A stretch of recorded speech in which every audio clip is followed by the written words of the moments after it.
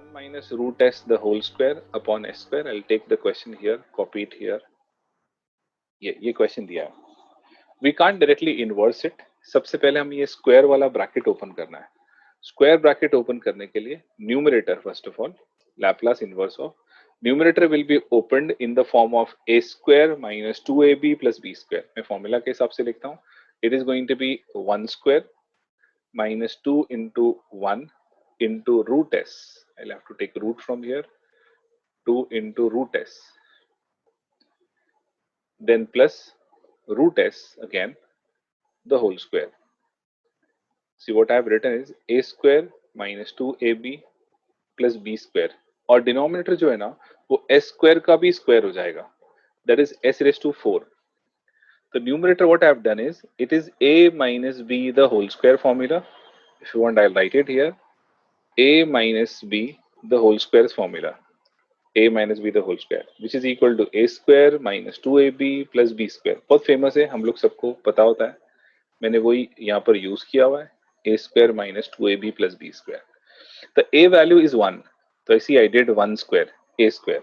फिर middle term minus 2ab 1 into root s और तीसरा टर्म b square मतलब root s का स्क्वायर और डिनोमिनेटर s square का स्क्वायर हो रहा है इसलिए become s raised to 4.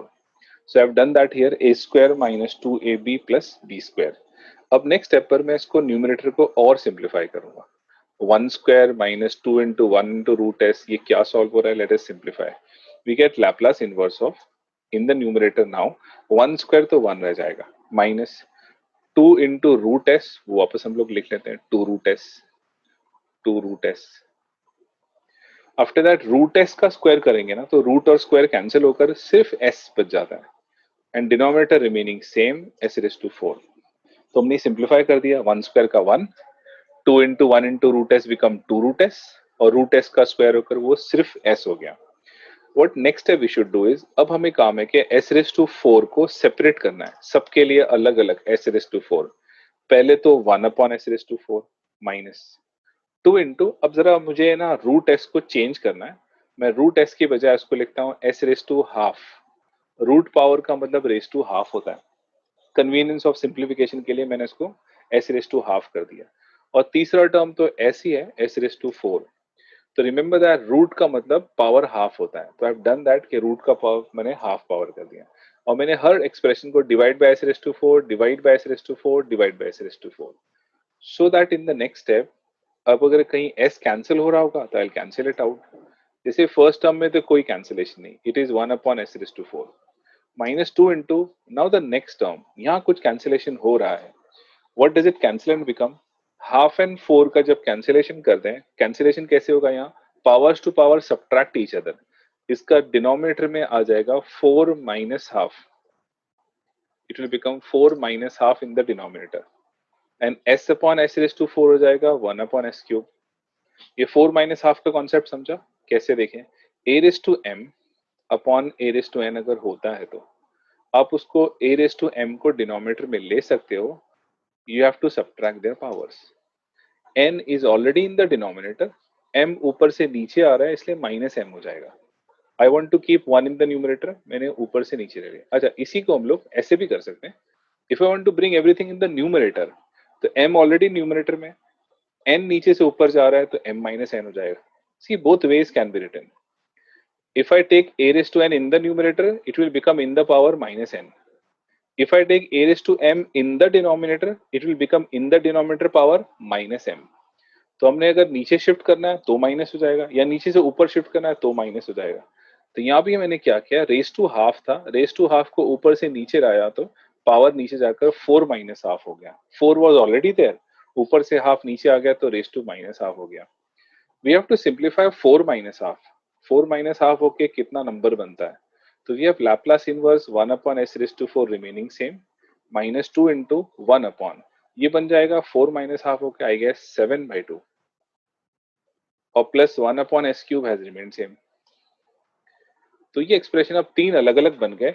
1 upon s raised to 4, 2 को तो हटाइए, 2 को इग्नोर करते हैं. 1 upon s raised to 7/2 and 1 upon s cube.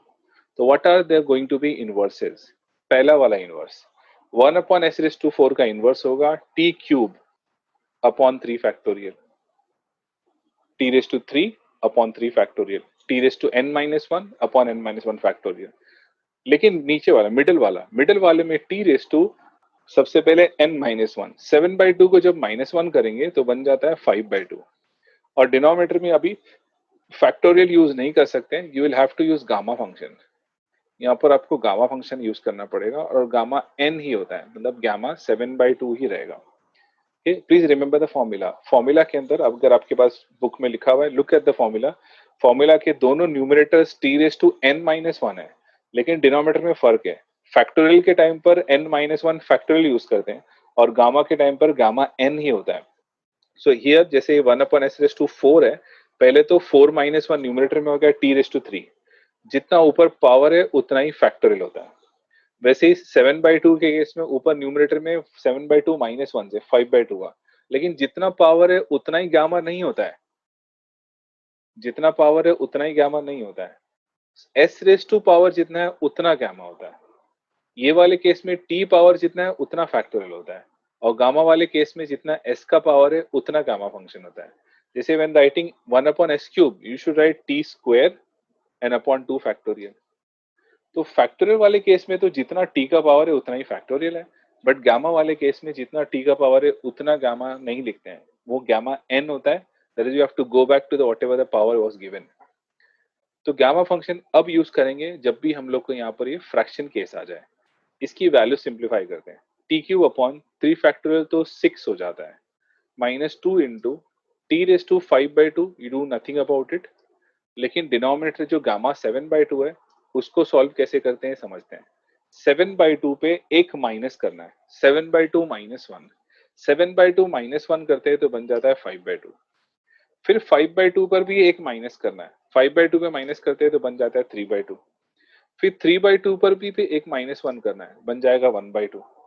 तो आपको गामा को कैसे लिखना है, गामा को उल्टा जाते हैं बैकवर्ड डायरेक्शन में। 7/2 -1 करके 5/2, 5/2 -1 करके 3/2, 3/2 पे -1 किया तो 1/2। लेकिन 1/2 आ जाने के बाद अब -1 नहीं करते हैं, 1/2 पे स्टेप खत्म हो जाएगा। यहाँ पर इनफैक्ट वापस gamma function of 1/2। This was a way of writing gamma function. Gamma function का लिखने का तरीका होता है। T square upon 2 factorial remain same. तो gamma 7/2 is written as 5/2 into 3/2 into 1/2, 1/2 पे स्टॉप हो गया, गामा हाफ। जैसे फैक्टोरियल का भी तरीका होता है। What is 3 factorial written as? 3 factorial written as 3 into 2 into 1। What is 2 factorial written as? It is written as 2 into 1। वैसे गामा भी रिसीडिंग ऑर्डर में जाता है, उल्टा जाता है, फ्रैक्शंस के लिए ही यूज होता है। 7/2 को नहीं लिखते हैं, 7/2 गामा का पहले 1 -1 करने के बाद 5/2, 5/2 से और बैकवर्ड 3/2, 3/2 से और बैकवर्ड 1/2, 1/2 इसका लास्ट पॉइंट है। जैसे नॉर्मल नंबर्स का factorial 1 is the last point, यहाँ पर 1/2 इज द लास्ट पॉइंट, उसके बाद लिख देना है गामा 1/2। और सिंप्लीफिकेशन करते हैं, we have to simplify this. Equal to T cube upon 6 it becomes, -2 times ये डिनोमिनेटर का डिनोमिनेटर न्यूमरेटर बन जाता है। 2 2 जा 4 2 जा 8, ये चला जाएगा न्यूमरेटर में। It will become 8 t raise to 5/2। What is there in the denominator? Denominator में क्या बचा हुआ देखते हैं। 5 3 1, 5 इंटू 3 इंटू 1 बिकम 15। और गामा हाफ की वैल्यू एक स्टैंडर्ड वैल्यू होती है। गामा हाफ की वैल्यू होती है root of pi. This is the gamma half value which is root of pi. Then plus t square upon 2 factorial, this will remain plus t square upon 2। तो ये simplification of gamma we have to do. Gamma 7/2 पे answer नहीं leave कर सकते, आपको simplify करना चाहिए। तो 7/2 का गामा 5/2, 3/2, 1/2 गामा हाफ। डिनोमिनेटर का denominator 2 into 4 into 2, it will come in the numerator as 8।